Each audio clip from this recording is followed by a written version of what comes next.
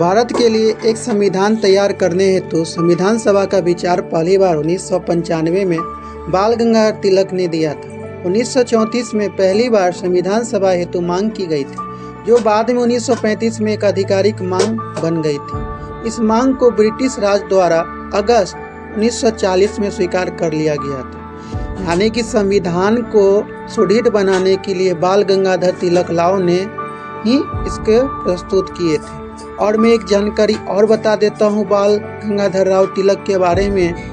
इन्होंने एक स्लोगन और एक नारा भी दिया था, जिसे स्वराज जन्मसिद्ध अधिकार है, इसे मैं लेकर दूंगा। इस तरह से संघर्ष किए थे बाल गंगाधर राव। इस तरह से अंग्रेज के खिलाफ जंग भी छेड़ा था और संविधान के लिए प्रस्तुत की थी और मांग भी सुदृढ़ किया था बाल गंगाधर राव तिलक में।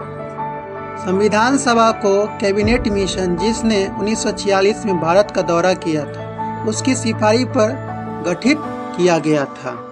संविधान सभा की पहली बैठक 9 दिसंबर 1946 को आयोजित की गई थी। इसके अस्थायी अध्यक्ष डॉक्टर सच्चिदानंद सिन्हा थे। दूसरी बैठक 11 दिसंबर 1946 को आयोजित की गई थी। इसके अध्यक्ष डॉक्टर राजेंद्र प्रसाद थे। उद्देश्य संकल्प को 13 दिसंबर 1946 को जवाहरलाल नेहरू की अध्यक्षता में पारित किया गया था। भारतीय संविधान का मौजूदा अक्टूबर 1947 में प्रस्तुत किया गया था। मौजूदा समिति के अध्यक्ष डॉक्टर भीमराव अंबेडकर थे। मौजूदे को तैयार करने के लिए लिया गया कुल समय 2 वर्ष 11 महीना 18 दिन। कहने का मतलब हमारे भारतीय संविधान को निर्माण करने में डॉक्टर भीमराव अंबेडकर जी को कंप्लीट 2 वर्ष 11 महीना 18 दिन लगा था। इस 2 वर्ष 11 महीना में कड़ी मेहनत के बाद डॉक्टर भीमराव अंबेडकर ने संविधान का निर्माण किया है। संविधान सभा स्वतंत्र भारत की पहली संसद थी।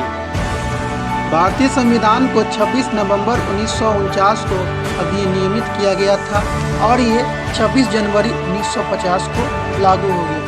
कहने का मतलब था कि 2 वर्ष 11 महीना 18 दिन के बाद यह स्वतंत्र भारत की पहली संसद का निर्माण जो है 26 नवंबर 1949 को अधिनियमित किया गया था। कहने का तात्पर्य पारित किया गया था और इस पहली संसद को लागू करने के लिए 26 जनवरी 1950 को लागू हो गया था। यानी कि रिपब्लिक डे 26 जनवरी को हर साल हम लोग मनाते हैं। उस दिन संविधान सभा का अस्तित्व समाप्त हो गया जब तक कि 1952 में एक नई संसद का गठन नहीं हुआ। तब तक उसे भारत की अंतिम संसद के रूप में रूपांतरित कर दिया था। कहने का मतलब है कि 1952 में संविधान को अस्तित्व में नहीं आया था, इसलिए उसको रूपांतरित कर दिया गया था और अंतिम संसद को सौंप दिया गया था। सामान्य कानून को लागू करना, राष्ट्रीय ध्वज को 22/7/1947 को अपनाया गया था।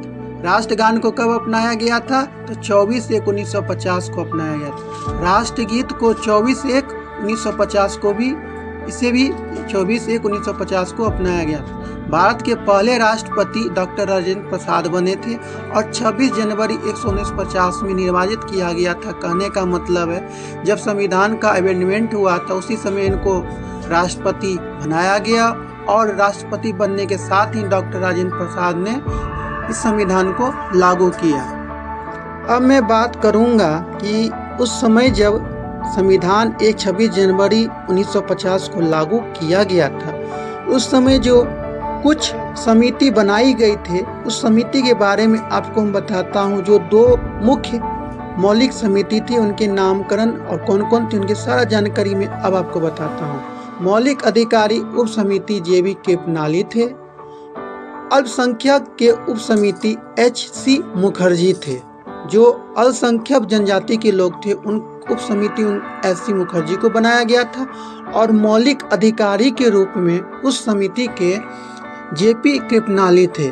कहने का मतलब है जो राष्ट्रपति बनने के बाद रामचंद्र प्रसाद जी ने कार्यकारी के रूप में J.P. कृपलानी और S.C. मुखर्जी को कार्य सौंपा और उनको उस समिति के रूप में नियुक्त किए थे इन दोनों राजनेता को।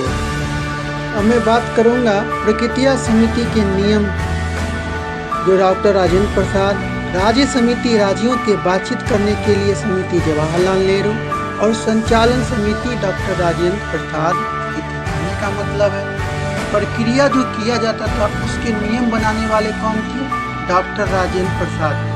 राज्य समिति और राज्यों से बातचीत करने के लिए एक समिति का जो निर्माण किया था उनमें पंडित जवाहरलाल नेहरू को नियुक्त किया गया और संचालन समिति के भी कुछ संचालन समिति के पुनः डॉक्टर राजेंद्र प्रसाद ही इन्हें खुद अपने दायित्व में लिया। तो इस प्रकार से फ्रेंड भारतीय संविधान का निर्माण हुआ, जो इस तरह से कंपटीशन के व्यू में आप सब लोगों के लिए काफ़ी यूजफुल होगा। इसको अच्छी तरह से आप अपने नोटबुक में याद कर लीजिए और हो सकता है कंपटीशन में आने की संभावना भी रहती है, क्योंकि संविधान जो हमारे देश का क्वेश्चन है संविधान से बराबर कॉम्पिटिटिव एग्जाम में आने की संभावना रहती है। खास करके इस फैक्ट जो मैंने आज बताया हूँ ये सब आपके लिए काफ़ी यूजफुल रहेगी।